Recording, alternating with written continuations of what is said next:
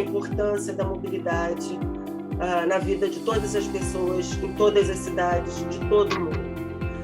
E agora, com o cenário das eleições de 2022, nas quais nós vamos escolher os nossos representantes para o governo federal e para o governo estadual, a gente quer ajudar você a decidir baseado numa coisa que tem impacto diário na sua vida. Então, eu queria agradecer ao Jurandir Fernandes. Jurandir, por favor, se apresente para o pessoal aqui do canal. Você já esteve aqui uma vez antes, mas para quem está te conhecendo, vendo você agora a primeira vez, por favor, se apresente. Boa noite, talvez alguns que estão com um fuso horário diferente, né, Suzy? Mas é um prazer imenso estar com vocês. Eu tenho uma experiência prática e também acadêmica com a questão de transporte, mobilidade urbana, transporte público. E passar a palavra para a Lorena, se apresentar para o pessoal aqui do canal, que já viu um depoimento seu que a gente está lançando essa semana. Eu sou Lorena, sou coordenadora de gestão da mobilidade do ITDP Brasil, sou geógrafa.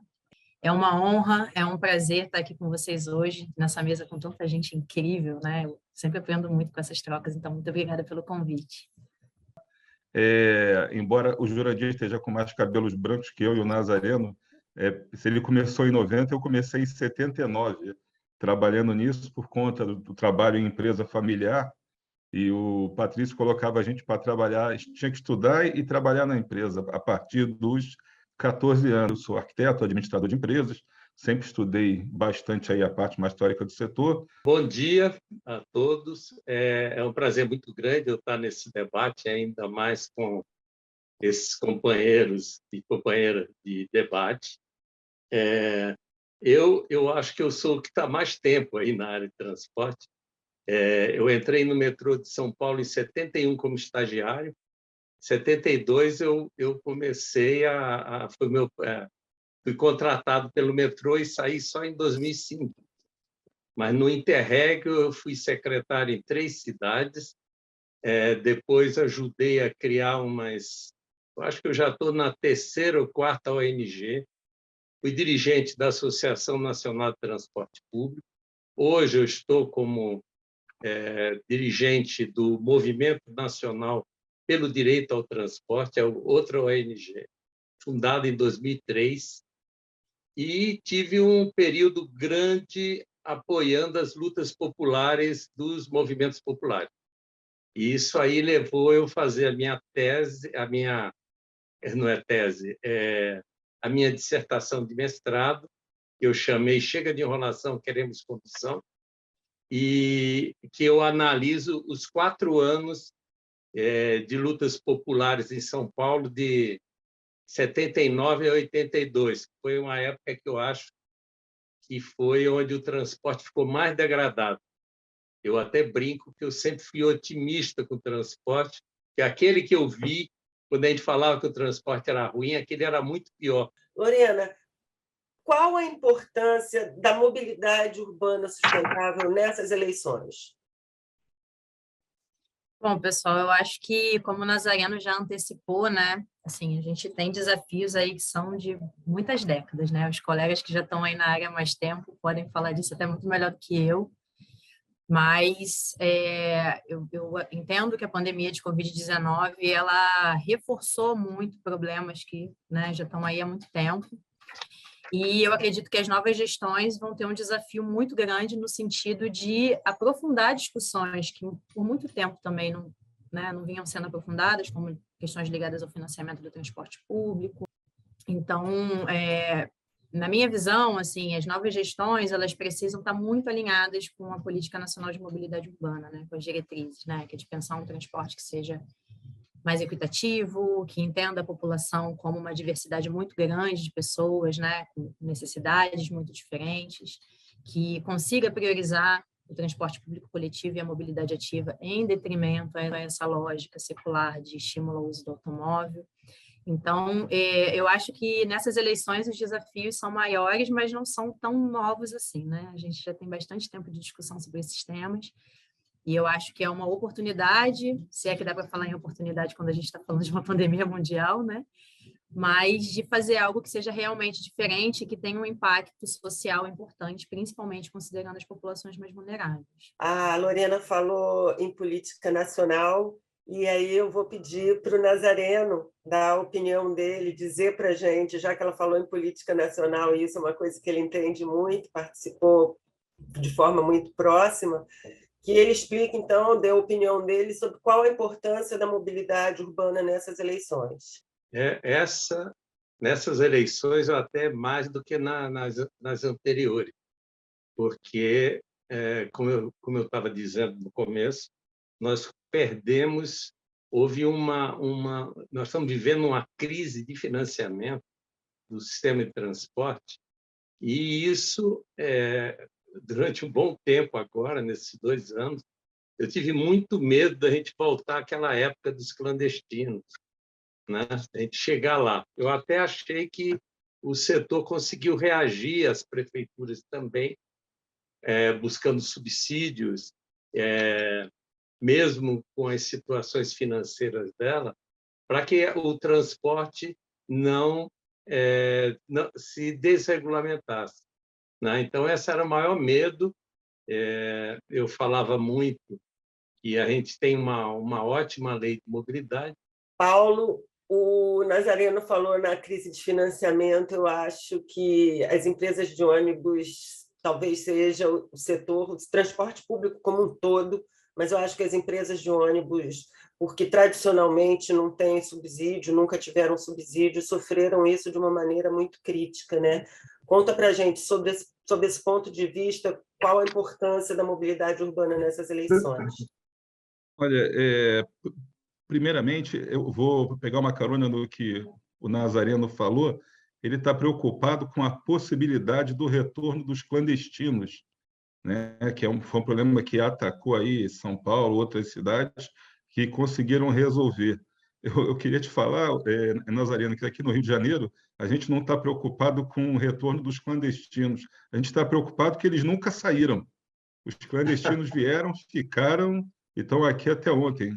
Eu ontem estive numa palestra na OAB de Campo Grande, falando sobre mobilidade, a pedido lá de um amigo que milita na região, e era interessante porque a gente, para chegar na OAB, teve que contornar um mar de clandestinos, e na hora de sair, com a pasta escrito Rio Ônibus, eu até escondendo a pasta com medo de mostrar, porque a coisa está feia. Então, a gente no Rio tem uma preocupação, não é da volta, é de que eles nunca saiam. Então, vocês estão muito à frente do Rio de Janeiro nesse debate. E aí, de uma certa forma, te responde, Suzy, se a gente não tirou os clandestinos, eles continuam prejudicando aqui a operação, e a questão do financiamento, que já era grave com a pandemia, piorou muito mais e a gente realmente está perdido. Mas o que me preocupa é que eu acho que a mobilidade urbana está presente nos programas de todos os candidatos aí ao executivo, até o legislativo, de todos os partidos. Eu garanto que tem várias páginas lá falando sobre o problema da mobilidade urbana, da importância que ele tem. Mas a minha preocupação é que eles estejam efetivamente colocados em prática, porque quem acompanha aí a questão política sabe que isso, tá? Acho que a Lorena é a mais nova, mas acho que se ela pesquisando aí tudo, todas as eleições tem lá o seu capítulo de mobilidade, a mobilidade seja priorizada e tem a importância que deveria ter. Bom, acho que, no final das contas, o que o Paulo está pedindo são políticas para a mobilidade urbana, né? Políticas de regulação, políticas de fiscalização, enfim. E já falamos também de políticas de financiamento. Depois veio a pandemia e foi mais 4 negativo. Quer dizer, nós conseguimos já estar, sem a pandemia, decrescendo a níveis de pandemia. É um negócio absurdo que estamos passando há muitos anos. E, sem dúvida, o transporte público foi impactado e está sendo impactado por essa questão econômico-financeira que estamos vendo. Ninguém pode desconhecer isso. E essas mudanças tecnológicas profundas que muita gente fecha os olhos, não pode nem ouvir falar. Então, Lorena, eu queria saber se você podia explicar, assim, em linhas gerais, a natureza dessas recomendações, quais foram os critérios adotados. E vocês falam na mudança de lógica, né? Na necessidade de haver uma mudança de lógica. Qual é a lógica que nós temos hoje, ou a falta de lógica que nós vivemos hoje, e qual deveria ser essa nova lógica a ser adotada? Então, a gente, no ITDP, a gente desenvolve muito material técnico, né? Materiais trazendo boas práticas, enfim, a gente também tem uma plataforma de difusão de dados e indicadores. Então, a ideia da gente com esse material de recomendações foi, de alguma forma, tentar fazer uma comunicação que fosse baseada em evidências, né? E tendo como base, lógico, todas as discussões que a gente vem desenvolvendo aí ao longo dos anos. E a gente definiu, dentro dos temas que a gente entende que são prioritários nesse momento, o que a gente entende que são os principais desafios que a gente precisa, né, discutir nesse momento, com essas novas gestões, né? E, enfim, nesse momento pré-eleições também. E também apresentamos ali, além desse resumo desses desafios, desses problemas, algumas possíveis soluções, alguns possíveis caminhos, né? Então, a gente lá fala muito sobre a questão da priorização do transporte público coletivo, né? De busca de novas formas de financiamento. A gente fala bastante sobre a gestão de dados, a transparência e disponibilização de dados pelo setor privado para o setor público e do setor público para a população. A gente fala sobre questões ligadas à gestão da demanda, né? Então, a gestão da mobilidade nas cidades, formas da gente pensar como pensar as cidades para as pessoas. E aí eu entro nessa sua segunda pergunta, né? Quando a gente fala assim, que mudança de lógica é essa? Que a gente tem cidades, um planejamento viário que ainda é muito voltado para os transportes motorizados individuais, porque, né, muitos anos atrás se entendia que quando você tem vias que estão congestionadas, é necessário que a gente aumente esse espaço viário para que esses carros tenham uma fluidez melhor, tenham uma capacidade de circulação melhor. E hoje em dia a gente sabe que quanto mais espaço a gente abre para esse tipo de veículo, mais carros, motos a gente vai ter na rua circulando. Então, a mudança de lógica seria justamente a gente passar a priorizar o transporte público coletivo, né? Principalmente quando a gente fala de cidades como as cidades brasileiras, fazer com que a mobilidade ativa possa ter uma importância local e também de integração com o transporte de média e alta capacidade significativa a ponto de ser atrativa, né? A ponto da população optar por formas mais sustentáveis de mobilidade, ao invés de usar o carro, ao invés de usar a moto, enfim. E ver essa publicação que tem esse resumo geral dos desafios, de propostas, e também tem os links que estão ligando ali a estudos, né, a leis, enfim, não só coisas que foram produzidas pela gente do ITDP, mas também por outras instituições, e que tem relação com essa narrativa que a gente está tentando, assim, botar para frente sempre, que é de aumentar o acesso das pessoas mais vulneráveis às atividades, né, garantir que a população mais pobre, a população negra, tem acesso às atividades da cidade, tem acesso a trabalho, à saúde, à educação, mas não só isso, né? Também a lazer, a cultura, esporte. Então, é nesse sentido que está essa nossa campanha de comunicação aí para ajudar a desenvolver essas candidaturas e também a conscientizar a população do que é importante pensar na hora que a gente vai ver as propostas ligadas à mobilidade nas cidades. Dá poder para a gente tomar melhor as nossas decisões. Bom, Paulo, uma das outras recomendações no levantamento do ITDP, ela diz que os sistemas de transportes públicos devem atuar em cooperação com os operadores, gestores, secretarias municipais, estaduais. Como é que é essa participação hoje e que benefícios você já antevê desse novo modelo proposto? Olha, eu acompanho o trabalho do ITDP, que é bem completo. Ele abrange aí todos os aspectos, né, que a gente pode e deve considerar, né, para quem efetivamente se propõe a tratar aí da questão da mobilidade. E ele deveria, né, ser considerado aí por todos os candidatos, não só agora nessa eleição, mas especialmente na de prefeitos e vereadores.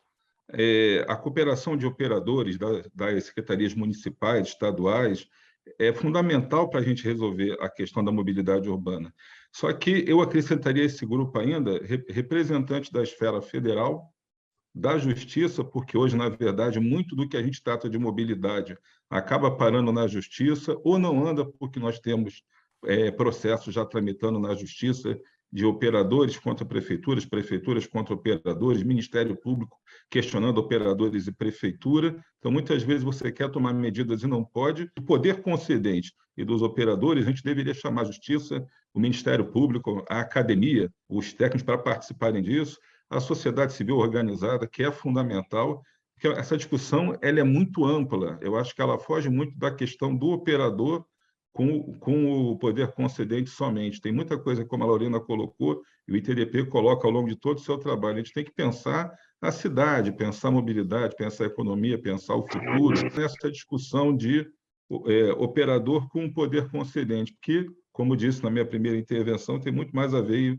às vezes, com a questão política do que efetivamente com a questão técnica. Ninguém tem um projeto para a cidade, as pessoas têm um projeto de governo e de perpetuação no governo. Então, isso dificulta muito.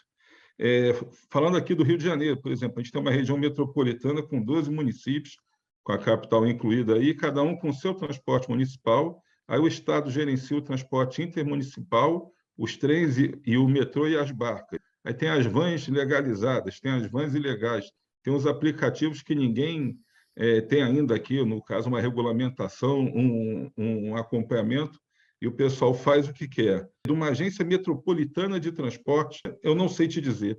E tem um Conselho Municipal de Transporte, tem um Conselho Estadual de Transporte, e os membros de um não participam de outro, eles não interagem. É até uma cobrança dentro do Conselho Municipal, até que não tem ninguém aqui do Estado participando também.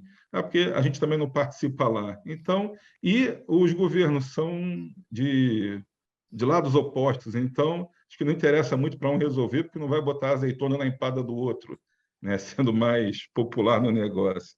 Então, mais uma vez, a preocupação está sendo política, não está sendo uma preocupação com a mobilidade.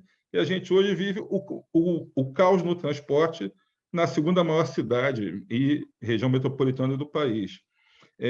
Voltando aqui à proposta do ITDP de que esses diversos atores estejam envolvidos e atuem em cooperação, eu acho que é ideal, perfeita, mas tinha que ser adotada de imediato, porque seria a única forma de permitir que a gente desenvolvesse projetos, que estabelecesse metas, um bom nível de integração intermodal, a reordenação do uso das vias.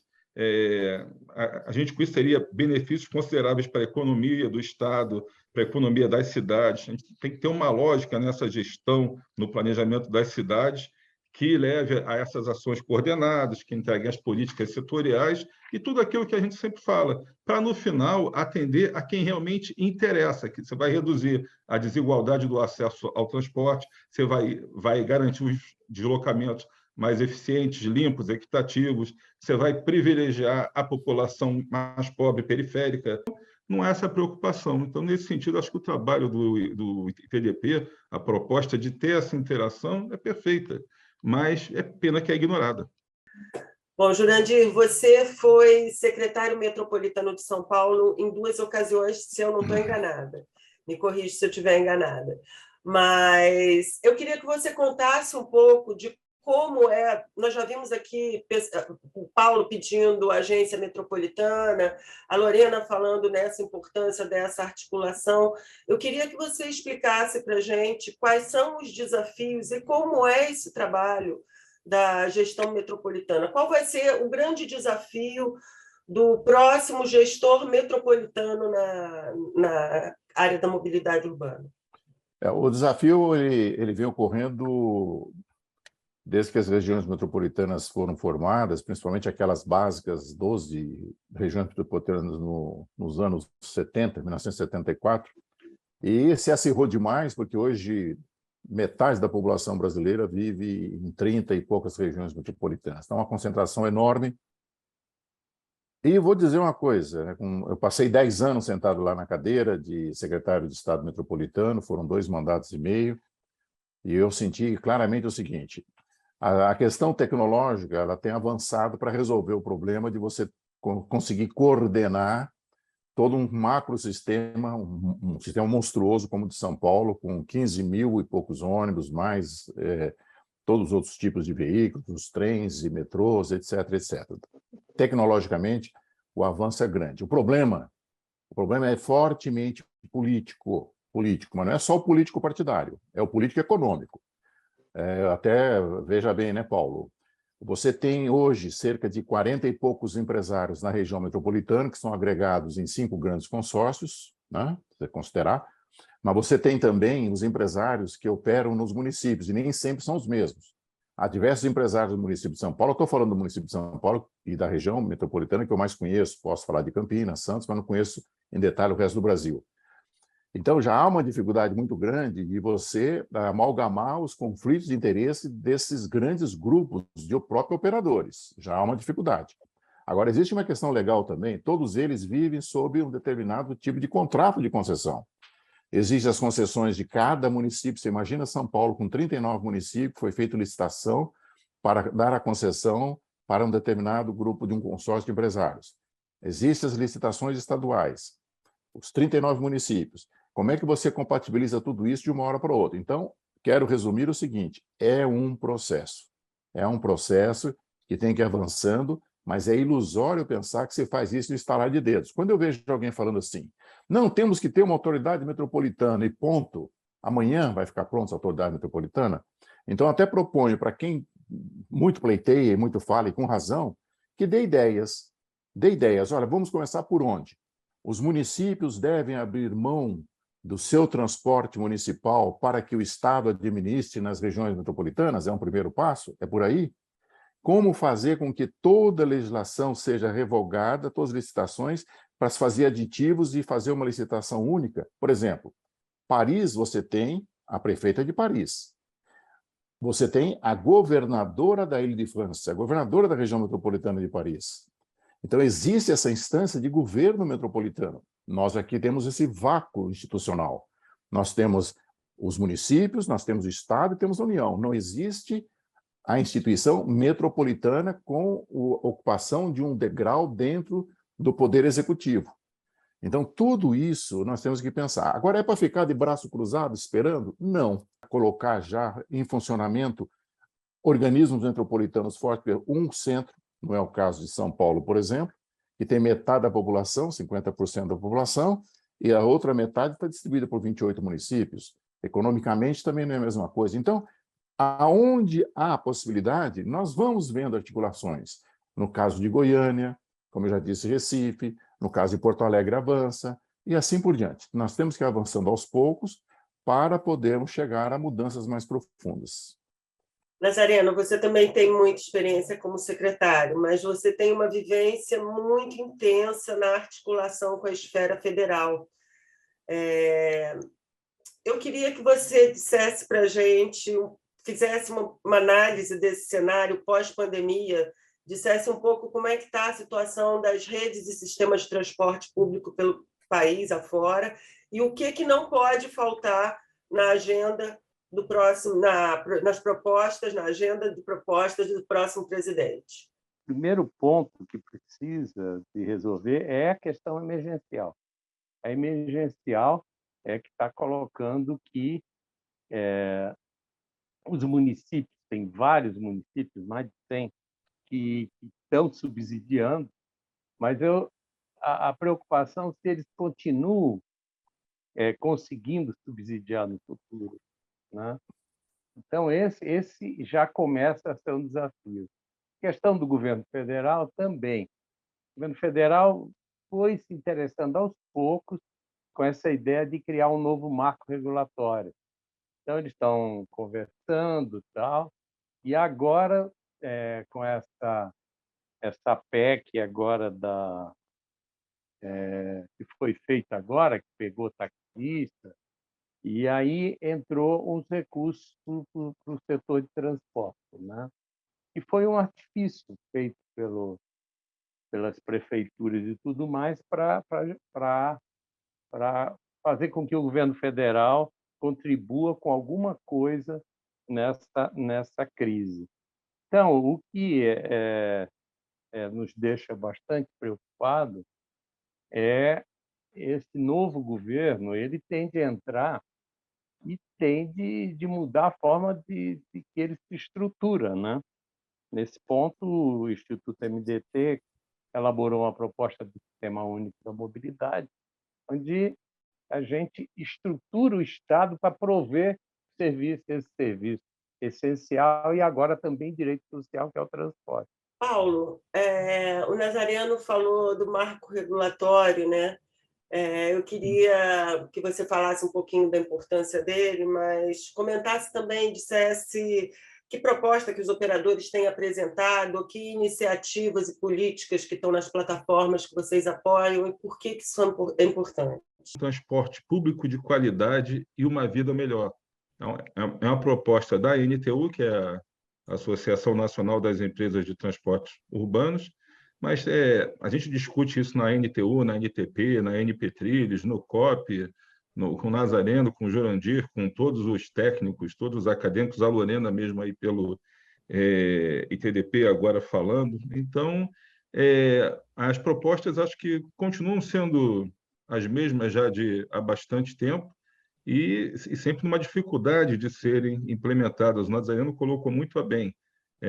Agora, a questão da atualização do marco legal do transporte público coletivo, que é a primeira das propostas que a gente colocou na cartilha da NTU, digamos assim, seria, né, a principal reforma estrutural para melhorar o transporte público, e que basicamente criaria as regras mais claras, né, e efetivas e detalhadas, que criasse todo um aparato jurídico que garantisse a segurança jurídica dos contratos, mas sem engessar. Como o Jurandir colocou anteriormente, os contratos são muito engessados. Então, a gente tem que ter um marco que permita aí, a gente implementar a qualidade que quer, que dê a segurança, que dê tudo isso. Com aporte financeiro para quebrar o galho, a verdade é essa, é um quebra-galho agora no final do ano, e o ano que vem, como é que fica?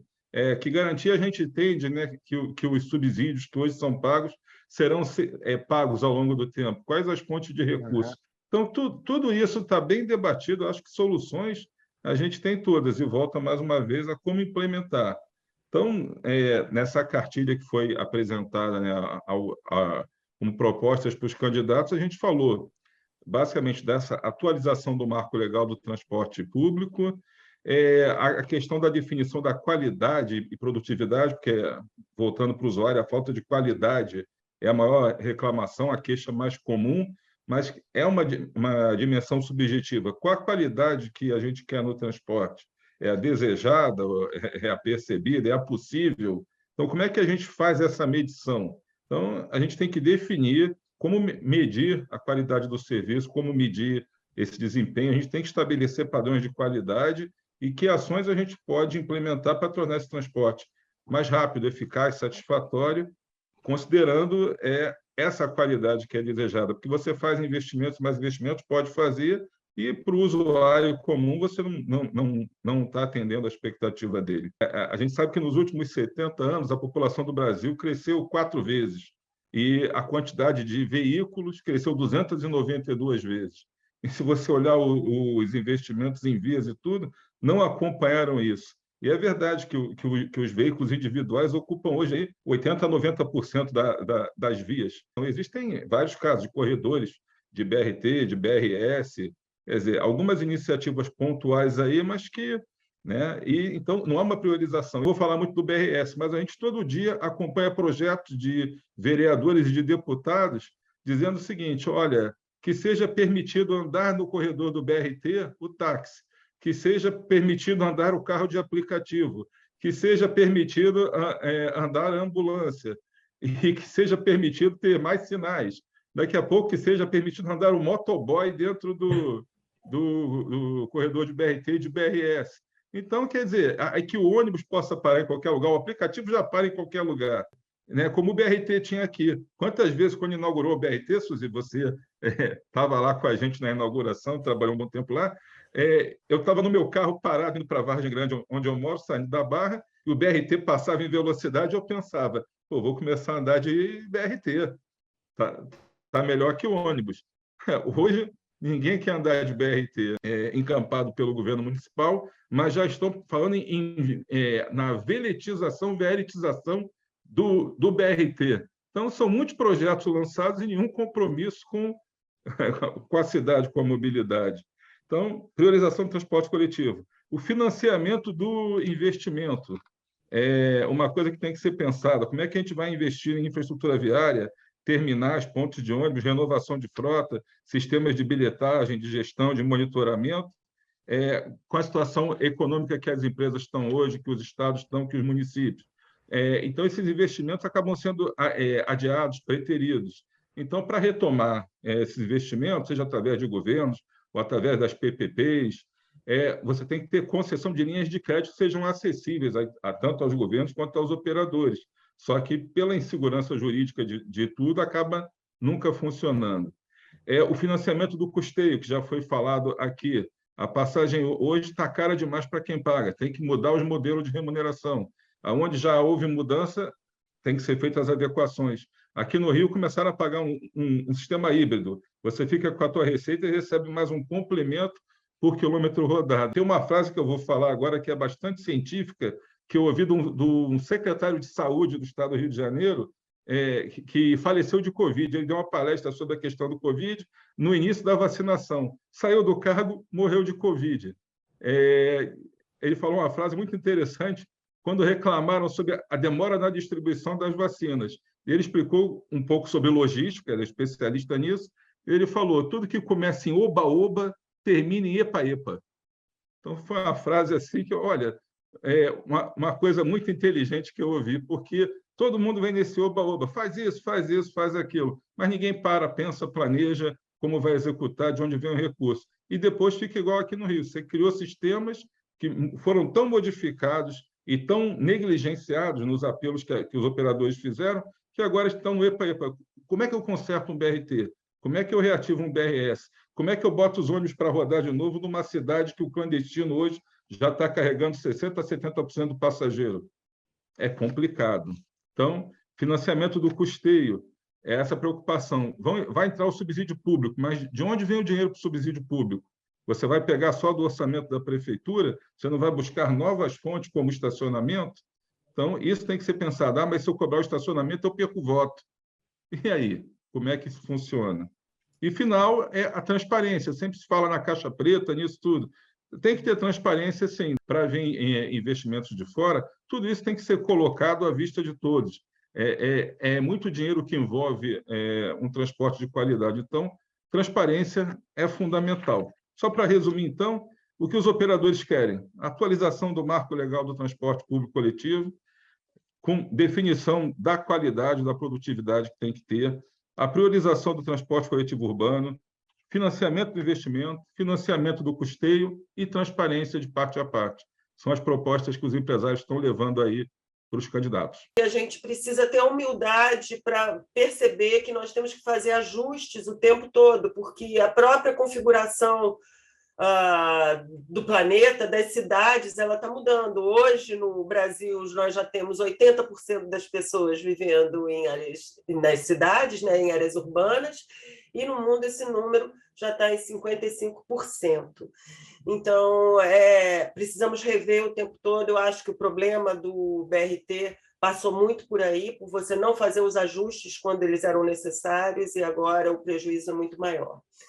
Mas, por falar em prejuízo, durante a pandemia escancarou alguns pontos críticos que o setor, seja especialistas, gestores, operadores, já vinham conversando há muito tempo, né? Então, uma dessas questões ela diz respeito ao financiamento do transporte, né? Essa necessidade de você financiar não só a infraestrutura, mas o deslocamento das pessoas.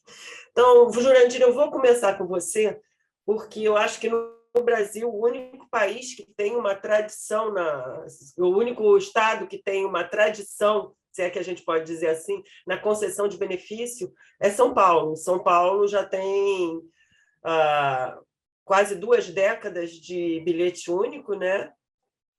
Acho que estamos chegando por aí, uns 15, 20 anos, talvez, você me recorda, e uma concessão de subsídio que no ano passado superou os 5 bilhões de reais.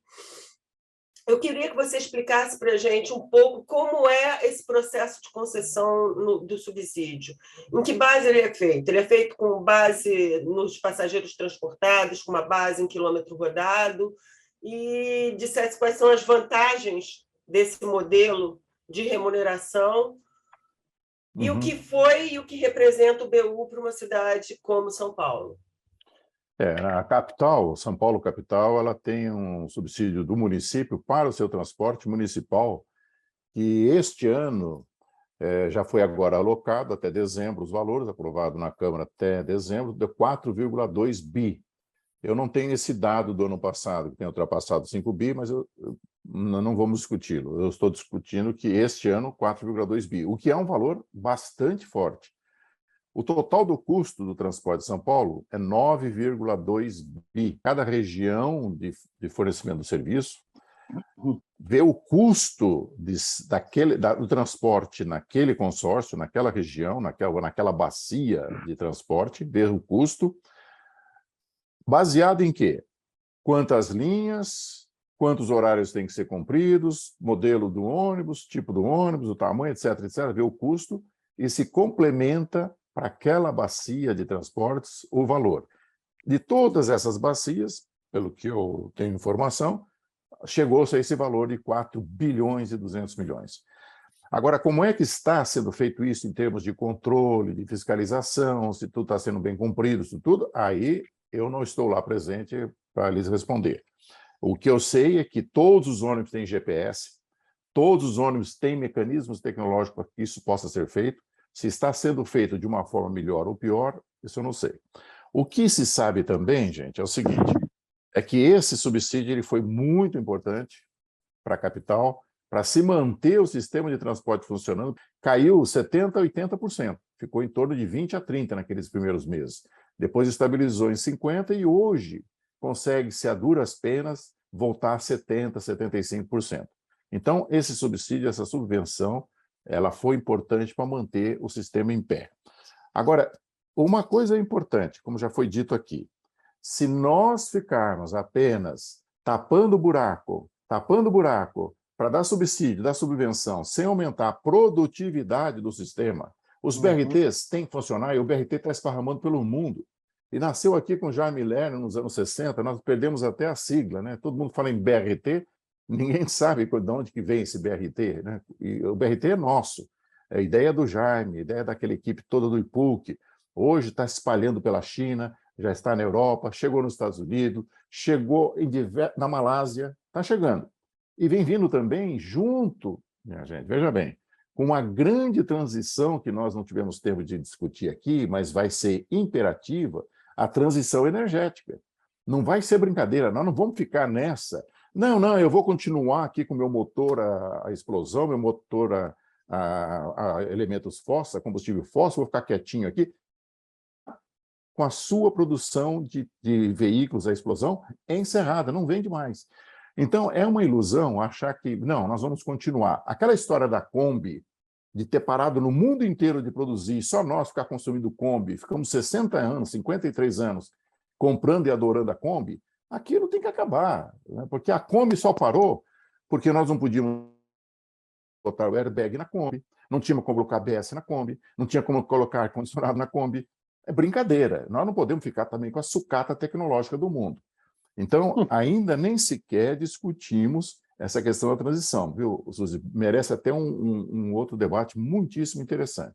Mas a produtividade, a transição energética, e isso que você, Suzy, acabou de se referir, que eu sou adepto total. Nós temos que fazer ajustes durante todo o tempo. Aliás, é o modo startup de funcionar. Não se faz mais aqueles planejamentos de 5, 10, 20, 40 anos. Só o planejamento leva 3 anos para ficar pronto. Quando ele fica pronto, a realidade é outra. O modo startup é você aplica, vai consultando o cliente, vai consultando o passageiro, vai fazendo as reformulações, vai modernizando, volta para ele com inovação e vai fazer. É nesse contínuo que funciona o modelo startup. E startup, gente, não é só algo que existe em startups, empresinhas pequenas, não. As mega empresas estão adotando a filosofia startup de fazer os avanços tecnológicos e introduzir no dia a dia da gente. Então, eu só queria também, finalizando essa fala, pegando um pouco do que tanto o Paulo quanto o Nazareno falaram, é o seguinte, gente, subsídio o ano que vem vai ser dureza. Porque houve muitas economias nos municípios e no próprio Estado devido à pandemia. Diversas atividades de Estado pararam, as pessoas ficarem em casa, despesas com locomoção, despesas com alimentação, despesas com energia. Municípios receberam muito auxílio para pagamento complementar das folhas de pagamento. Então, muitos municípios tiveram caixa para fazer subsídio este ano, decorrente das economias do ano passado e desse. A própria universidade, para mim, aqui é um exemplo. Nós tínhamos um rombo na universidade bastante alto. As universidades estão com caixa. Nós tivemos toda a máquina aqui da universidade parada durante a pandemia e todo mundo fazendo de casa o ensino, isso e aquilo, como vocês todos sabem. Então, cuidado. O ano que vem nós podemos até nos reunir aqui de novo e ver que a questão do subsídio vai ser dureza o ano que vem. Por outro lado, a Feira das Bondades, que está ocorrendo este ano, chama-se de PEC das Bondades, PEC não sei do quê, o que quiser, você sai de um auxílio emergencial, lá atrás, que não chamava-se auxílio emergencial, da Bolsa Família, em torno de 90, 110, 140 reais, para 600 reais. Quem é que vai ter peito de acabar com isso, digamos, o próximo presidente mude? Né? Como é que ele vai acabar com esse auxílio emergencial? Como é que vai acabar com o auxílio gás, que hoje está o botijão no valor integral? E o auxílio do caminhoneiro? E o auxílio do táxi? Tudo agora implementado. Então, o ano que vem, a situação fiscal do país vai ser muito, muito, muito complicada. Se você pegar, então, o bolo todo, que você tira 30% a 35% para a saúde, que é cravado, é obrigatório, 20% a 25% para a educação, todas as despesas que você tem que transferir para o legislativo, para o judiciário, a margem que os governos têm, tanto estadual, municipal, federal, é menos de 8%. E nesses 8%, jogou-se tudo lá dentro que esse ano está sendo empurrado para frente. Então, o ano que vem nós vamos ter lutas muito importantes para travar. É uma boa notícia que ampliou-se o quadro de municípios que aderiram ao subsídio, mas a má notícia é que talvez os municípios, como o Paulo até já antecipou, o Nazareno já se referiu, não terão fôlego para bancar isso sozinhos. Isso é mais um dos motivos pelo qual a mobilidade urbana e essas eleições são tão importantes, né? O tema mobilidade urbana é tão importante, porque o que nós estamos falando aí é de ficar muito atento a propostas como veletização de BRTs, que tem mais de 100 quilômetros de rede, porque precisa ter um fundo, um caixa, um recurso para onde você vai realizar isso, e nós aqui todos sabemos que isso não é barato, não é barato. Enfim, mas já que eu voltei a falar do Rio de Janeiro, Paulo, o Rio também está experimentando agora pela primeira vez o subsídio, né? Algumas coisas eu acompanhei à distância, a discussão, algumas coisas foram discutidas e vieram em pauta recorrentemente, como a questão dos contratos, né? E a questão do modelo de remuneração. Então, eu queria que você explicasse um pouquinho como tudo isso se relaciona, né? Como a discussão da pré-concessão do subsídio exigiu também que se tocasse nesses dois assuntos e por que eles são tão importantes. Mas, para responder aqui a Suzy, o primeiro ponto que a gente tem que considerar, Suzy, para falar desse acordo que foi feito, a gente voltando a um tema que é reincidente sempre, é a questão da insegurança jurídica. Né?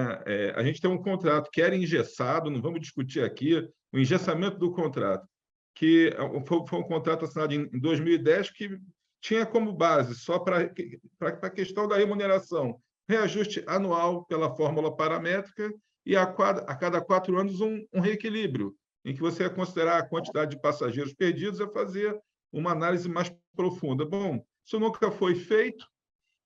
Algumas vezes, com muita luta, saiu alguma tarifa, o Ministério Público conseguiu uma liminar proibindo que desse tarifa a qualquer tipo de reajuste, e a coisa ficou parada. Houve intervenção no governo anterior, intervenção nesse governo agora, e um festival de multas. Eles só cobram dos consórcios, né, o que são os deveres dos consórcios aqui no Rio, mas os direitos são solenemente ignorados.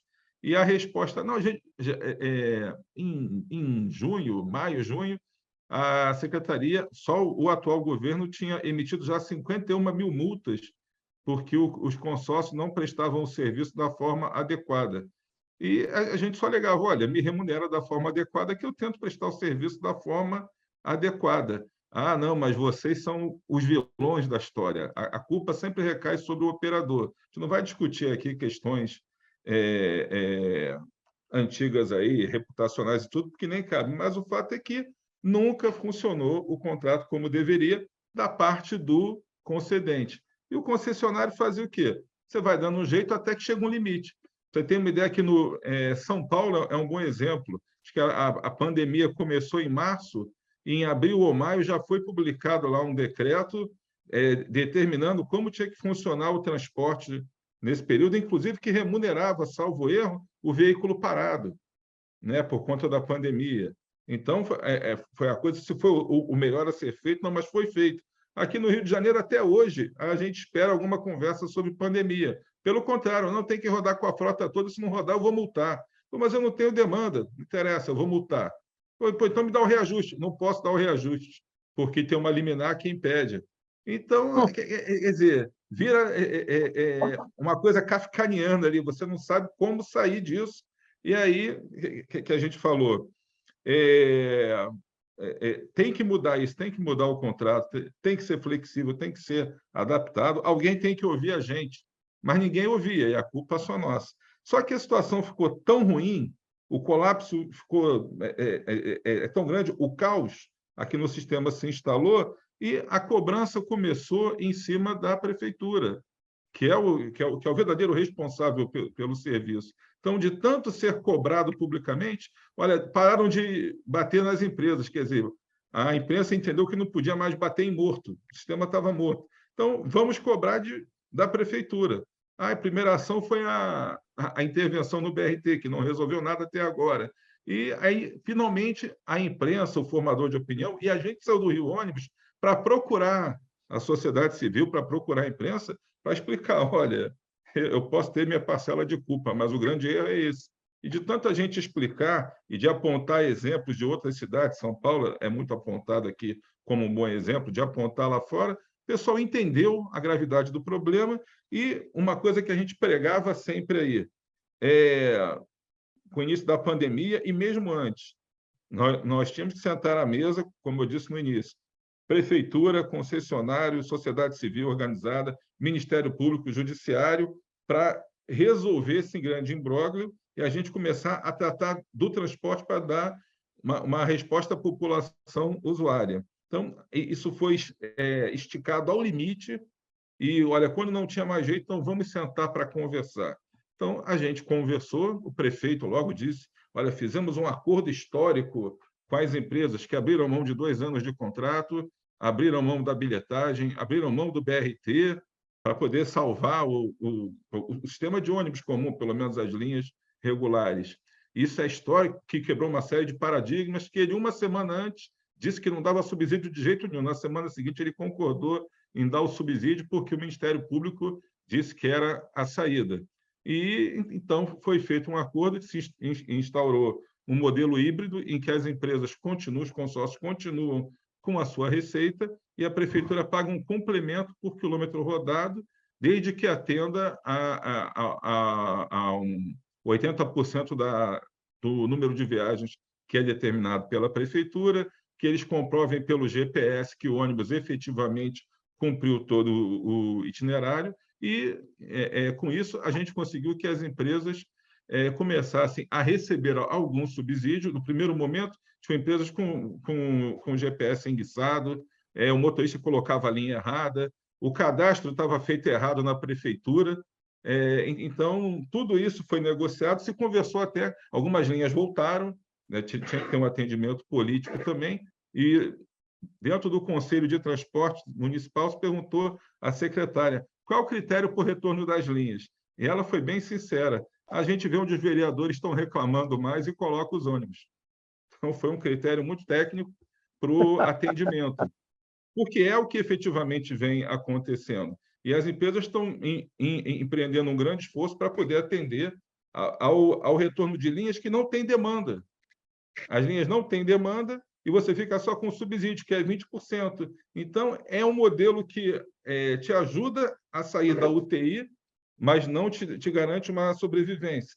Que no final do ano agora ficou acordado que vai ter uma revisão de tudo isso, que isso foi tipo assim, uma medida emergencial para que o sistema não parasse.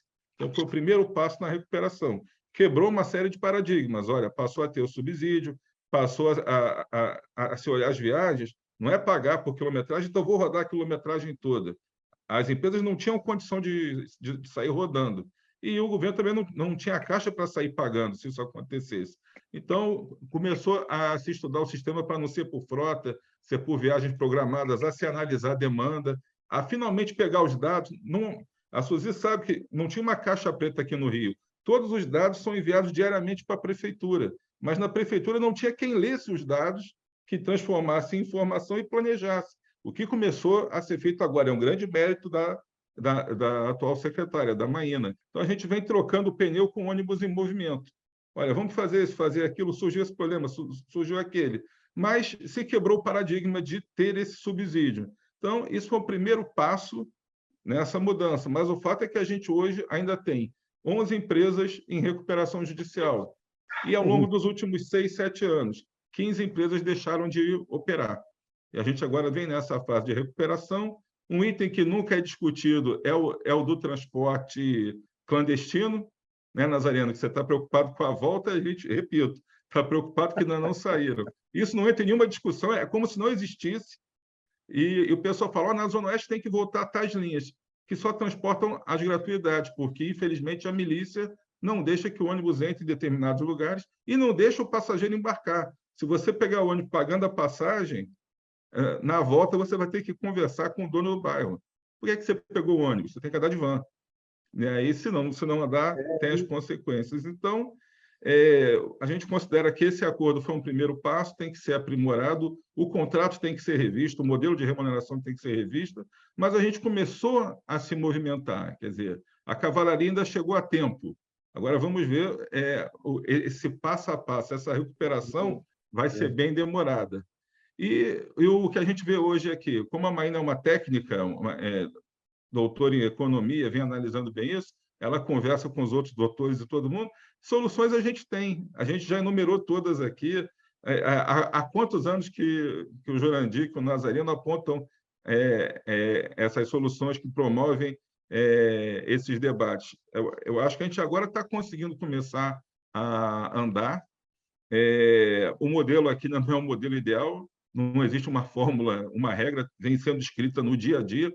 Todas as semanas a gente vai lá, senta e muda alguma regra do novo modelo de remuneração, e há uma promessa de que, quando a bilhetagem for efetivada sob controle da prefeitura, isso é uma coisa que a gente tinha no Rio de Janeiro que era boa, que em São Paulo acho que são vários cartões de bilhetagem, tem um para o município, um para a região metropolitana. Aqui no Rio era um cartão só para todo mundo, e outro cartão para a região metropolitana. Então, isso vai ser reinstalado, mas é um modo que a prefeitura teve de dizer, não, agora eu controlo tudo. Ok. Então, no dia que isso estiver funcionando, acho que muda o modelo para ser 100% pago pelo quilômetro rodado. E até lá a gente vai sobrevivendo. Então, eu queria que você explicasse um pouquinho o que é o SUM, qual a importância dele nesse momento do país e de ter um presidente que se comprometa com isso. E fale um pouquinho para a gente também de como está esse cenário de tarifa zero e quais os benefícios desses municípios que adotaram tarifa zero como saída para a crise da pandemia. Fundamente a experiência do SUS e do SUAS, da assistência social. E a gente tem, obviamente, como todo mundo tem, o Estado brasileiro não se preocupou em estruturar o sistema de transporte, apesar dele ser, como a saúde e a assistência social, um serviço essencial e um direito social. E aí a gente começou em cima dessa experiência, dessas duas experiências, a gente foi tentando desenhar um sistema único da mobilidade para o transporte público. Na essência, o que ele é? Hoje, o que é o sistema de transporte? Cada um por si em cada lugar, sabe? Os municípios estão lá num canto, o Estado está no outro, às vezes um conversa com o outro, o governo federal ele diz que não tem nada a ver com ele. Eu acho que, por exemplo, a gente já é um consenso nosso. A gente brigou muito com a municipalização do transporte, mas a gente acha que aquilo lá, para os municípios, foi um problema muito grave, porque eles municipalizaram, passaram a responsabilidade, mas não passaram o dinheiro. Então, os municípios não têm como operar aquilo, porque não tem recursos. E isso aí sempre é uma questão quase estrutural. E aí, o que é o sistema único? A gente transformaria, por exemplo, o Fórum Nacional de Secretários não num encontro de secretário, mas numa instância. Ele seria uma instância que levaria a opinião dos municípios nessa organização. Os municípios tinham de fazer fundo, o Estado tinha de fazer fundo e o governo federal também. Então, esse conjunto, nós teríamos ações tripartite entre os três níveis, quer dizer, uma ação interfederativa, e a gente começaria a desenvolver uma política nacional, nós teríamos um Conselho Nacional de Mobilidade, onde a gente teria uma política nacional, onde ela se articularia às políticas estaduais e municipais. Então, a gente tem, então, o nível deliberativo seriam as conferências que a gente faria, e aí depois teriam conferências municipais, conferências estaduais, e depois a conferência final. Então, é esse conjunto, e a dificuldade que a gente tem, é óbvio, né, por causa do governo que nós temos esses anos todos, a simpatia por uma proposta dessa não vai. E depois que a gente ouviu o Paulo, a gente vê a dificuldade e mágica que a gente teria de fazer para que o Estado brasileiro começasse a operar a mobilidade como um direito social e um serviço essencial. Mas a gente continua insistindo, já tem, o ITDP já está falando, o IDEC, outras entidades estão tentando defender essa proposta, e a gente chegou até a ter, aí, aqui a gente não teria esse tempo, nós chegamos a desenvolver até uma lei orgânica de como é que chegaria lá. Enfim, a gente faz uma meia cópia do SUS, como é que ele foi chegando lá. O SUS também levou anos, muitos anos, para chegar onde ele chegou. Então, a gente fica vendendo Bíblia, como a gente fala, né? Falando a mesma coisa em todo lugar que a gente vai, para ver se um dia a gente é ouvido, né? Com relação à tarifa zero, solução de todos os males. Nós vamos dar tarifa zero, acabou o problema. Acontece que você tem de gerir o sistema, você tem de ter recursos, tem de ver fontes e tal. E ela começou a dar certo, obviamente, naqueles municípios que não eram de grande porte, mas que tinham capacidade de investir no subsídio, um subsídio mais alto. Porque o que acontece com a tarifa zero? Ela acontece, mas ela não acontece para pagar o sistema que a gente tem. Certo? Você vai pagar um sistema mais usado do que ele é atual. Então, nós temos algumas experiências e a utilização do transporte público triplicou. Imagina o que é. Se a gente for pagar, a gente já tem um desafio para pagar o que é o custo hoje. Se eu tiver vamos imaginar o caso de São Paulo, se triplicasse. Então, esses números que nós falamos de 4,2 bi, ele seria muito, muito maior. Tá certo? Então, hoje, tem crescido isso.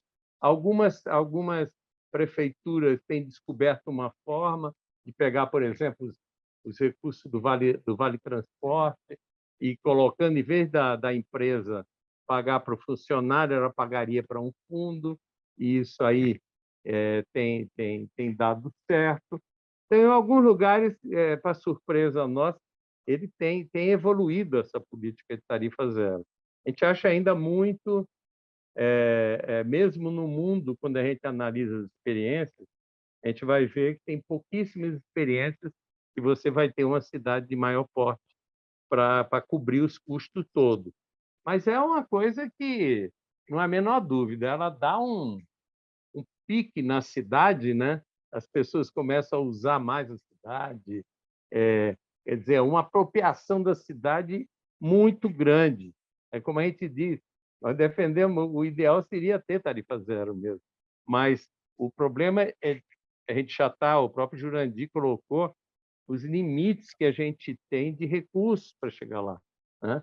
Então, eu brinquei uma época, eu falava da tarifa zero, e aí eu dizia assim, muito bem, gente, como é que vocês, até ter a tarifa zero, nós vamos democratizar a via pública para que as vias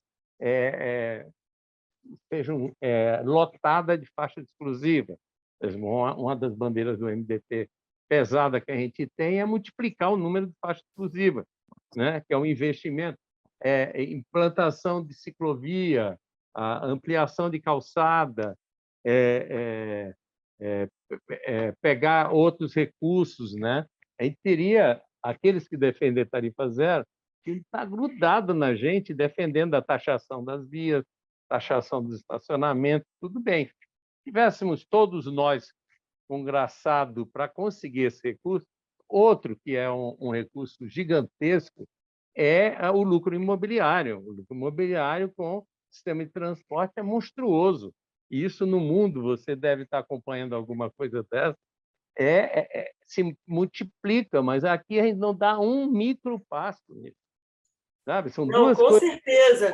Essa mais-valia urbana gerada pelos investimentos em transporte público, ela é captada de diversas maneiras. Você tem várias maneiras. Normalmente, quando você fala em tarifa zero, as pessoas ficam preocupadas porque acham que tudo vai sair do fundo público. E não há necessidade para ser isso. O financiamento desse bolo ele pode ser complexo. E Maricá implantou o tarifa zero. E é uma história muito legal, porque eles conseguiram implantar porque eles têm os recursos dos royalties do petróleo. Então, é uma maneira de você pegar algo que é o combustível fóssil, que deveria ser taxado, e você reverte esse lucro para o transporte coletivo. As experiências que ocorrem no mundo, a mais antiga delas, a cidade maior, né, dentro do mundo ocidental ou não China, vamos falar, não China. Na China existem algumas cidades com um volume de habitantes maior, mas a maior cidade fora da China é Tallinn, na Estônia, que tem 450 mil habitantes. É clássico, desde 2013 que isso funciona lá. Mas há toda uma história específica e cobra-se da população uma taxa mensal para aqueles moradores. Quem não é morador paga muito mais. Mas tudo bem. Vamos voltar aqui para o Brasil. No Brasil existem algumas pequenas cidades, que o caso que eu acompanhei até com os jovens que desenvolveram, uma empresa que desenvolveu, foi aqui para Vargem Grande Paulista, em tarifa zero para 20 mil, 15 mil, 30 mil, não, 15 mil, 16 mil é o máximo que nós temos no Brasil, que é o caso de São Paulo. Se juntar a região metropolitana, porque aí vai haver uma contaminação, lógico, como é que você vai ficar com uma coisa grátis e outra não? Então, nós chegaríamos aí a 20 mil, 19 mil ônibus, fora os municípios, né? Mas vamos ficar por aqui. Então, veja bem, o que aconteceu com Vargem Grande? É muito, muito fácil de perceber. O transporte regular funcionando em Vargem Grande, o Nazareno deve acompanhar também, exigia uma subvenção do município para a tarifa ficar em R$ 4,00, uma subvenção de quase R$600 mil por mês, para ficar em 4. Uma cidadezinha pequena, com um estudo que a prefeitura fez com esses jovens, que eu não tenho o nome deles de cabeça, é uma empresa que implantou até, eu fui consultado sobre isso, dei opinião, a prefeitura teria uma economia, o custo do transporte cairia porque tiraria toda a forma arrecadatória, não haveria necessidade mais dos cobradores e de toda aquela questão do transporte de valores, etc. Então, o município alugou, fez um contrato desses 13 carros, 13 ônibus para 7 linhas, como se fosse o contrato que uma empresa faz para ônibus fretado, e ficou mais barato. E ao invés de cobrar, veja bem, ao invés de cobrar a catraca, tá, fez com que as empresas, ao invés de pagar o vale transporte, pagasse R$ 39,00 por funcionário. Então, ficou para a empresa bom, porque ela pagou menos que o vale transporte, e ficou bom para o usuário, que não precisou mais fazer o pagamento local. E, nesse caso, sim, em uma cidade pequena, houve um acréscimo de passageiros. Mas eu só vou para encerrar, em Tallinn, viu, Nazareno? Em Tallinn, o aumento de passageiros foi de apenas 3%. 3%. E o que foram esses 3%? Em grande medida, foram jovens, estudantes que deixaram de ir a pé ou de bicicleta, ou então passageiros que já usavam o transporte coletivo, que passaram a usar mais vezes. Então, não houve uma transferência de pessoas de carro, que é o que a gente sempre luta, para o transporte coletivo. Então, existe o lado econômico, existe o lado operacional.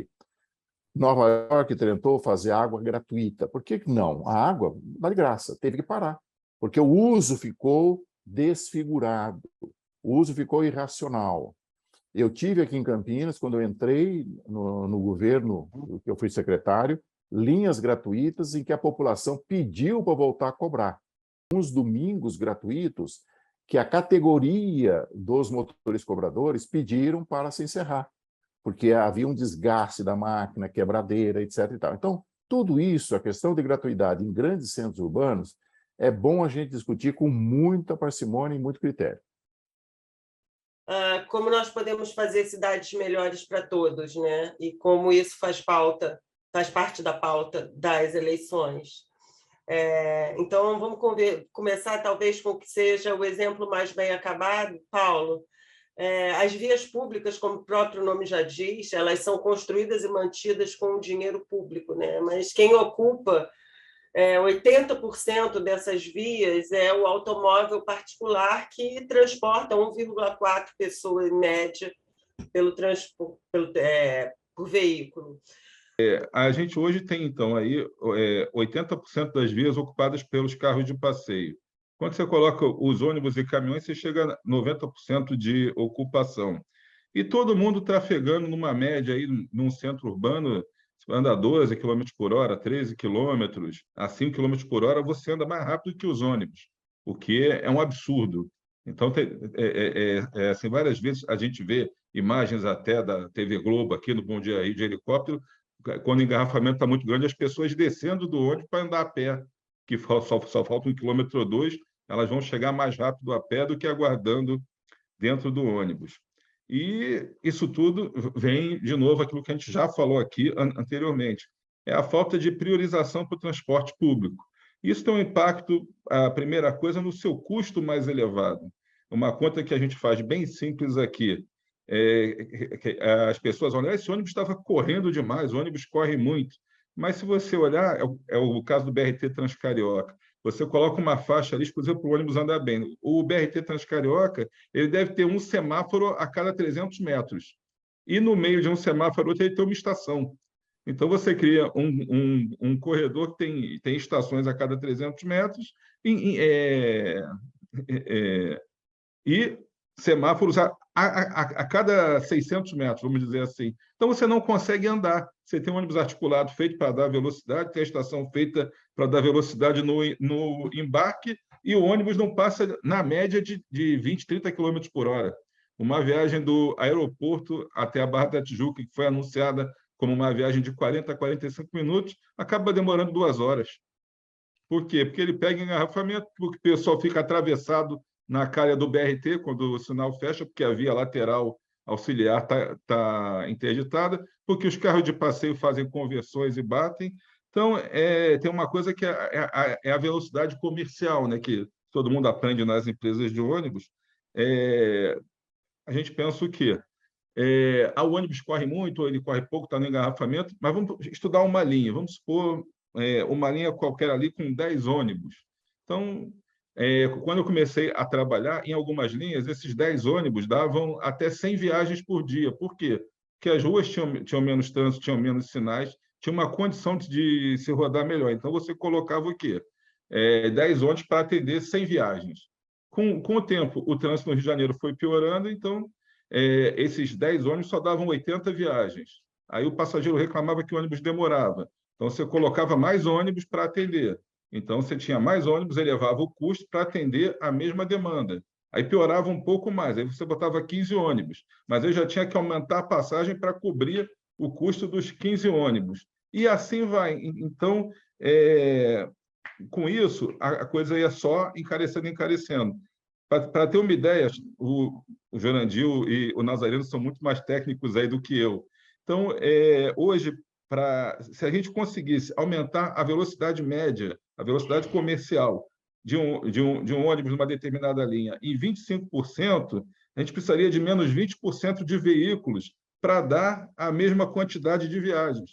Isso ia reduzir praticamente em 20% também os custos operacionais, fora os impactos na própria mobilidade, fora os impactos ambientais com a emissão de partículas, aí, de ter mais ônibus rodando. Então, na hora que você não dá a devida prioridade para o transporte público, você está colocando mais e mais ônibus, bota mais ônibus. O que a população pede na reclamação?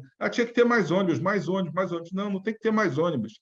Tem que ter prioridade para o ônibus e ter menos ônibus atendendo a mais pessoas. E isso é o básico do básico. Mas ninguém discute muito isso, ninguém enxerga, que é mais fácil. Então, manda colocar mais ônibus. Aí depois reclamam que a passagem está cara. Então, fica nessa relação de perde-perde e ninguém explica para a população qual é o problema, porque ninguém tem a coragem de fazer acontecer aquilo. Eu falava muito aqui no Rio, antes desse acordo, que a prefeitura certamente teria um custo político de implementar essas mudanças. Acho que o Jurandir, que participou da implementação aí em São Paulo do subsídio, do bilhete único, de tudo isso há quase 20 anos, ele pode falar até melhor. Na hora que você faz a mudança, você tem um custo político grande de bancar essa mudança. Mas eu acho que o custo de não fazer nada é muito maior, que vai afetar toda a sociedade, toda a mobilidade. Então, basicamente é isso. O problema voltando aqui à pergunta, é isso. Quanto mais rápido o ônibus anda, mais viagens esse ônibus pode dar. É o princípio do BRT. Nós tiramos das ruas 350 ônibus comuns que andavam misturados no trânsito para colocar apenas 100 articulados. Fora isso, essa redução no tempo de viagem de deslocamento da população para atender a mesma demanda, além de ser refletida nessa redução de custos no preço pago, aí para tarifa, no preço pago para subsídios, no preço pago até para tarifa zero, né? Porque a tarifa zero para o passageiro, mas ela custa para o governo, no caso, não é almoço grátis. Então, ela tem um reflexo na qualidade de vida das pessoas, porque você, ao invés de ficar 4, 5 horas dentro de um ônibus na ida e volta para o trabalho, você vai ficar 2 horas, então você vai ganhar 2 horas de vida útil por dia, 3 horas. E eu acho que ainda para as pessoas, a prioridade para o transporte público, transporte por ônibus na via, ela é menos tempos de espera no ponto. Isso, Suzy. É qualidade de vida, entendeu? Que são coisas, como a gente falou, da qualidade do ônibus, né? Tem a qualidade desejada, percebida e tal. É a mesma coisa. A qualidade de vida, como é que eu meço a qualidade de vida de alguém que fica 4 horas no ônibus ou vai ficar só 2 horas? Ou só 1h30. Então, isso tem um valor que não é facilmente mensurável, mas que é bem perceptível. Então, 3 itens aí, olha, a questão da poluição, a do custo da própria operação e a qualidade de vida. Então, quanto mais esse ônibus produz, quanto mais esse trem produz, esse BRT produz, em termos de viagens por mesmo veículo, melhora tudo, tá? Em todos os custos, sejam pessoais, sejam financeiros, efetivamente, e na qualidade de vida, na poluição, tudo isso. É um ganha-ganha para todo mundo, enquanto o que a gente tem hoje é o perde-perde. as grandes cidades, como elas estão se tornando cada vez mais desiguais, até pela questão espacial. Você vai colocando as pessoas, tirando do centro da cidade os mais pobres e colocando eles cada vez mais distantes. E algumas vezes, até mesmo programas habitacionais não levam esse custo do deslocamento em consideração e acabam criando ilhas, né, ao redor das cidades, onde as pessoas não saem de lá para viver a cidade, né? Então, São Paulo é uma das maiores cidades do planeta, um dos principais centros econômicos, e criar dificuldade no acesso é talvez um dos meios mais cruéis de você praticar a gentrificação, né? A gente vê aqui na Europa que o adensamento nas cidades ele é mais plural, ele é mais diverso, mas no Rio de Janeiro, no Brasil, a gente continua a reproduzir modelos de condomínios, de bairros fechados, elitizados. Eu queria que você dissesse um pouco, explicasse um pouco para a gente que tipo de medidas e políticas na gestão da mobilidade podem ser adotadas para combater essa gentrificação e garantir o acesso da cidade para todos. Em primeiro lugar, a responsabilidade dessa gentrificação e dessa dificuldade de se deslocar para o emprego e para a educação, que são os dois modos de viagem mais usuais, não pode recair sobre as costas do transporte exclusivamente, de jeito nenhum. A distorção que existe é do espaço urbano em si. Você tem cidades onde se constituiu, desde uma filosofia lá de Corbusier, lá do século passado, que ela devia ser segmentada, lugares de moradia, lugares... Veja Brasília, Brasília é o exemplo. Então, você acaba criando a necessidade de deslocamentos. Ao lado disso, a busca de terrenos mais baratos foi levando a população a morar numa periferia cada vez mais distante. Nós pregamos muito, nós discutimos muitas vezes isso, a necessidade também de se pensar no não transporte. Por que a necessidade que a gente tem que fazer cada vez colocar mais ônibus, mais metrô, mais trens? E eu já fui diversas vezes em população discutir e brinquei assim com ele. Olha, vocês pediram mais ônibus, mais linhas. Eu não vi ninguém pedindo aqui escolas aqui no local, posto de saúde e emprego. Você tem que colocar esses elementos em toda a malha urbana e não concentrá-los em algum lugar. Olha, eu fui em muitas reuniões de bairro na minha vida. Eu nunca vi alguém pedir emprego no bairro. Olha, nós queremos que tragam emprego aqui para o bairro. Pede-se sim, creche, posto de saúde, etc. Mas emprego, ninguém sabe pedir. Então, nós temos que ter uma conformação espacial mais distribuída. E a questão não está só na periferia hoje. A gentrificação está acontecendo nos centros das cidades. O miolo de São Paulo, o miolo do Rio de Janeiro estão gentrificados.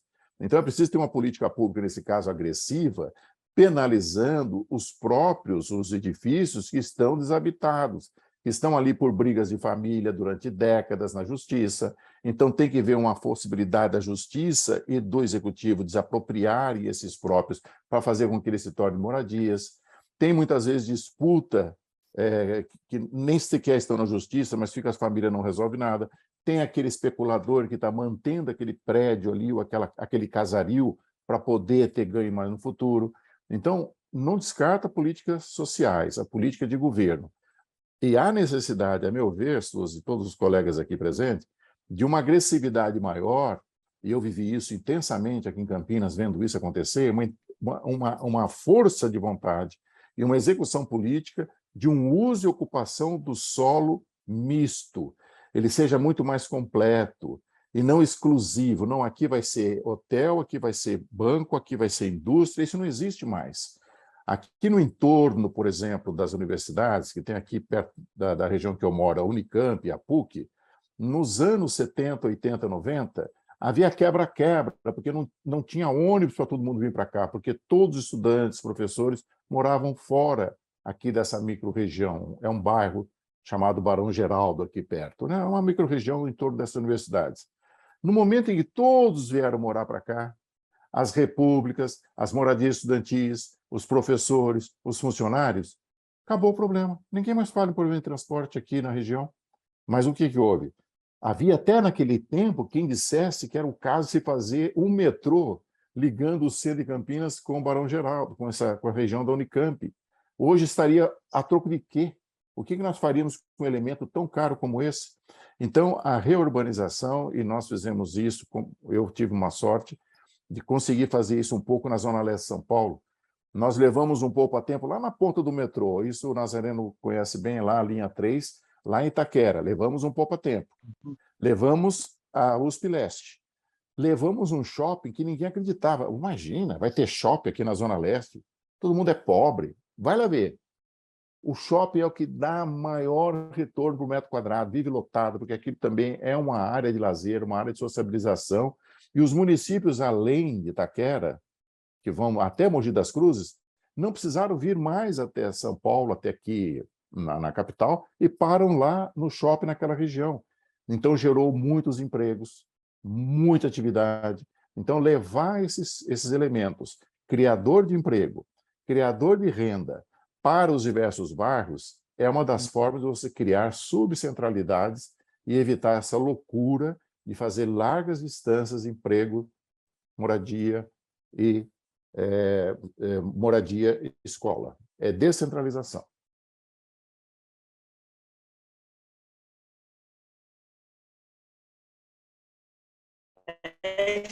Estou novamente no final. E mais uma vez, porque eu sei que é um assunto que mora no teu coração. Uma das recomendações também do estudo do ITDP é que você tenha, no nível federal, uma estrutura institucional dedicada à gestão integrada dos espaços públicos, um órgão responsável pelos locais na esfera federal. Você participou da criação do Ministério das Cidades em 2003, mas em 2019 o Ministério foi extinto, fundido, né? O que se perdeu com o fim do Ministério das Cidades? E por que é importante a criação desse órgão federal? Qual a modelagem que ele deve ter? Conselho das Cidades, né? Que é onde se articulava a sociedade civil com todo o governo, todas essas coisas. Mas a gente está trazendo outras questões que a gente, na época, não conseguiu tocar. Uma delas é uma coisa que eu tenho estudado, e eu briguei também lá na época, mas não tive sucesso, é que nós temos de se posicionar contra esse foco na setorização. Então, eu vou discutir mobilidade num canto, habitação no outro, meio ambiente no outro, saneamento no outro. Então, o que a gente está caminhando é que esse novo ministério tenha como uma preocupação estrutural a integração de políticas. Nós temos uma experiência que eu sou, como é que chama? Meio fã, é impressionante, né? De pôr a maior biblioteca da cidade em cima do morro popular, né? E eu fui visitar esse morro, eu fui ver as pessoas, é impressionante. E as pessoas decidem como ele vai ser, como é que é o futuro.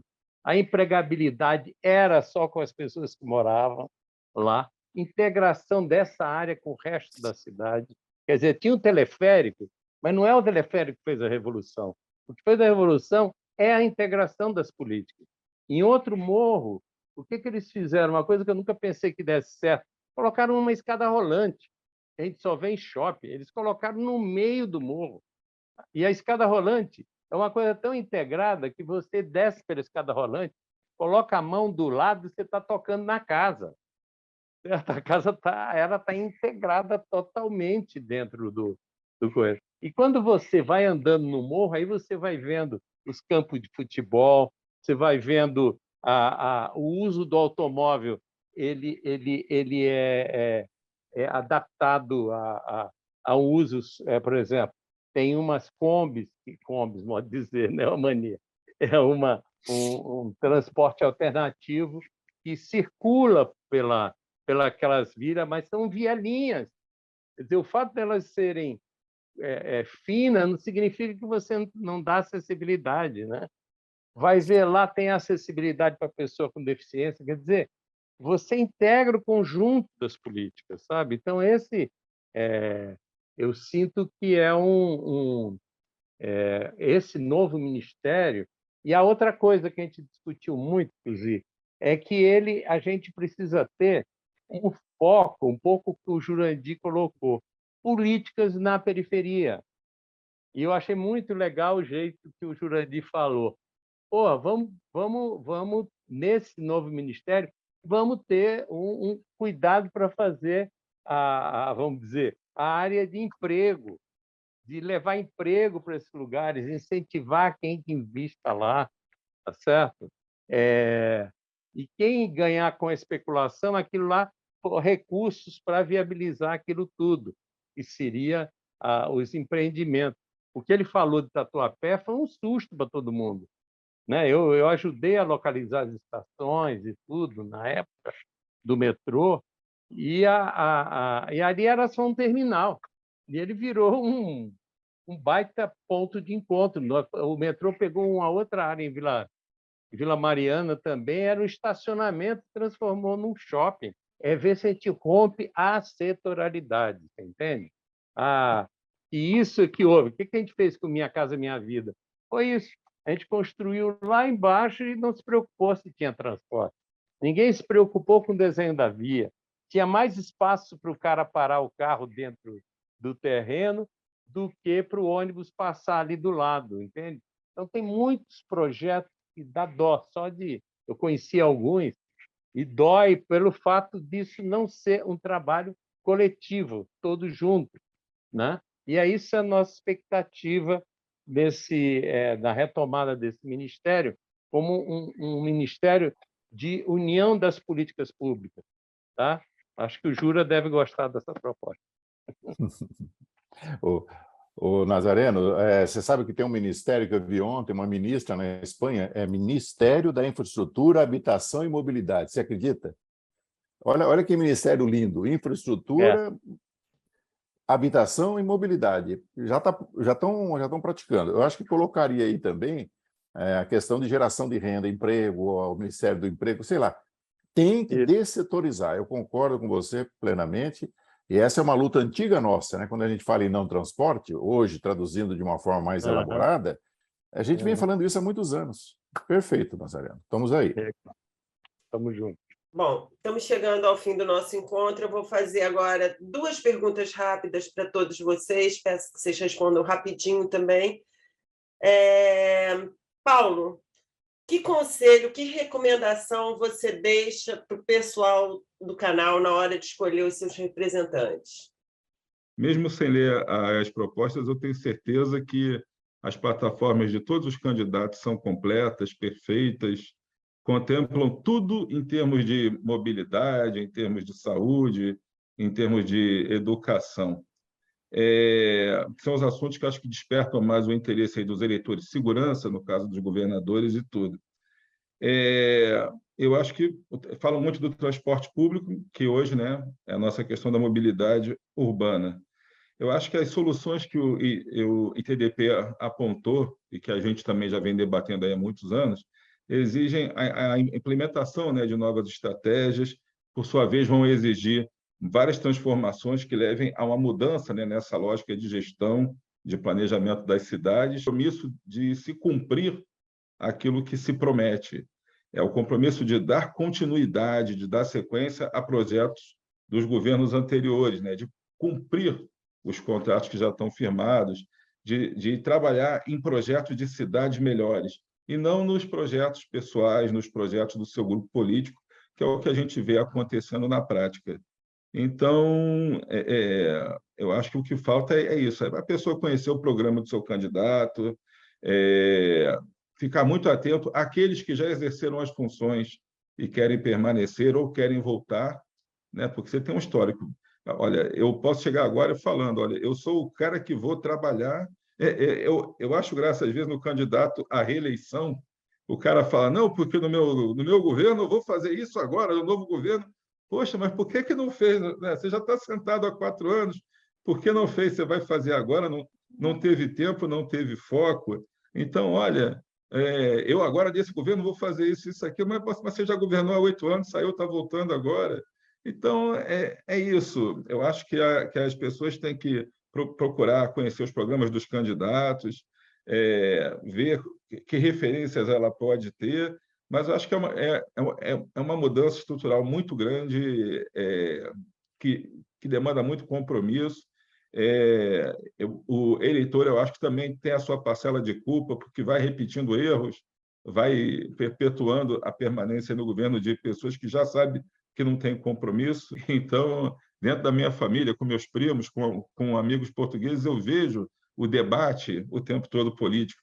As pessoas têm um ideário político, as pessoas têm posicionamento, as pessoas têm cobrança, tudo isso. Aqui não, aqui eu vejo todo mundo muito desligado da política, só começa a pensar quando tem eleição. Eu quero ter esperança, quero estar com meu coração com maior força e chegar e a gente ver E nunca entregar os pontos. Não, nunca entregar os pontos. Você analisa, você se está comprando por e-commerce, você vê a opinião dos outros sobre aquilo, se aquilo é bom, não é. E na hora de votar, você vota em qualquer um sem pensar, e esse cara vai decidir sobre sua vida. É pior, é muito mais complexo a questão do voto. Então, vote com bastante cuidado, com consciência, que o cara tenha compromisso, veja o passado dele, dedicação, ética, não seja um ladrão corrupto que extorque, você sabe que isso é muito grave na vida de nós brasileiros, e que tenha humildade para ouvir e agir, e que faça muito disso tudo esforço. Dandir, Paulo, Nazareno, foi um prazer ter Obrigado. você com a gente. Um grande abraço a todos aí. Obrigado, Um abraço, adorei ter. Até a próxima.